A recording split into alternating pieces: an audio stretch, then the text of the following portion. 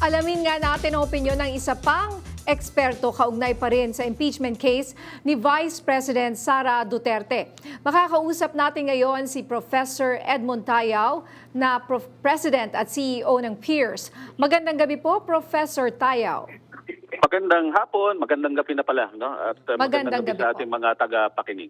Okay, narinig po natin kanina yung latest survey na 58% daw ng mga Pilipino naniniwalang may bilyong-bilyong piso itong si VP Sara. Ano po ang reaksyon nyo dyan?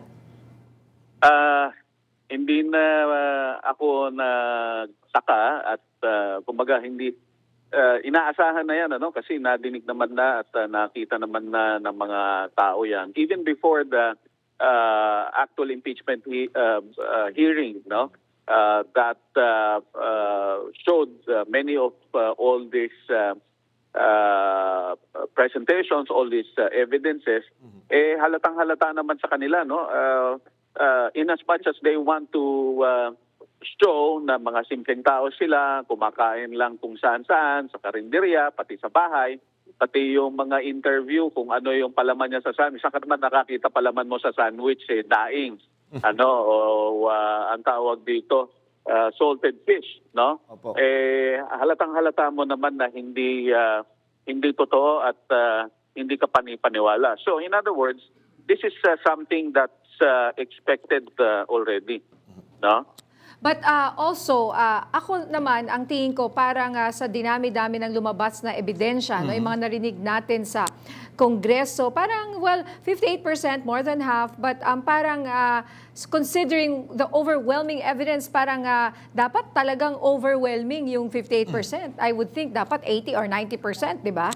Medyo mababa yung 58%. Well, I suppose the survey was taken before the presentation of evidence. No, I'm not sure exactly what survey this is that you're talking about. That's why I'm saying expected na yan. No, but I doubt it really. If this is a face-to-face survey, which is the only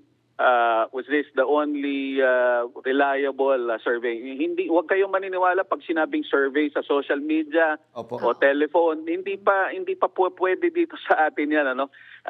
Ang phone survey, yun na yung pinaka ang tawag dito, pinaka sophisticated, no, pero maaari lang gawin yan doon sa mga bansa katulad ng Estados Unidos kung saan lahat ng telepono ay talagang nakarehistro at alam mo kung naasan nandun yung tao na nakarehistro. At alam mo kung sino, alam mo kung ilang taon, no?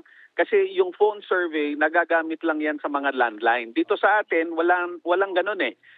So ang tunay na survey lang ay yung face to face lang. So unless a survey says that it was taken face to face with the particular number of respondents and margin of error and what's this confidence level, no, hindi natin masasabi yan. So I'm what's this assuming that the survey you're saying was done before the presentation of evidence. Kasi nung kahapon lang naman yan, nung isang linggo lang naman lumabas yan eh. So unless gumawa sila ng survey right then and there, no? So aabot yan ngayong linggong to. Huling tanong na po mula sa akin, Professor Tayao, no? Doon sa mga articles of impeachment na natalakay at narinig po natin, ano yung nakikita niyong pinakamalakas? Actually, sa tingin ko, lahat yan malakas eh. Kasi unang-una, tingnan natin doon sa bank accounts. Sabihin na natin na ang tawag dito, kriminal si Madriaga. Pero wag mo nang tingnan yung testimony eh. Kasi ang kaibahan nung testimonya ni Madriaga kumpara doon sa sinasabi nilang 18 marino na hanggang sa huli mukhang nababawasan pati yung pumirma doon sa kanilang statement 6 na lang ata ang pumirma at nung unang tinignan sila hindi naman pala sila mga marino tapos ito si Gutesa bigla-bigla na lang nawala, no, hindi nila masabi in other words hindi reliable itong mga witnesses na ito, no? Pero si Madriaga, bukod sa witness siya, may mga aktual na numero at nakita nga natin dito sa pagdinig at nakita sa AMLAC, At siguro kanina maganda natanong ninyo doon sa presidente ng IBP, no? Hindi ba po pwedeng ilahad ng AMLAC yan? Ang dami kong kaibigang mga talagang ang tawag dito, kinikilala at pinagpipitagan ng mga abogado. Alam mo, pag impeachment, pwede namang ilabas yan kasi alam mo, accountability ang pinag-uusapan natin dito. It's the law about accountability which carries more weight. No, I would suppose that should have been considered in other words, pag tinignan mo numero pa lang, no, overwhelming na.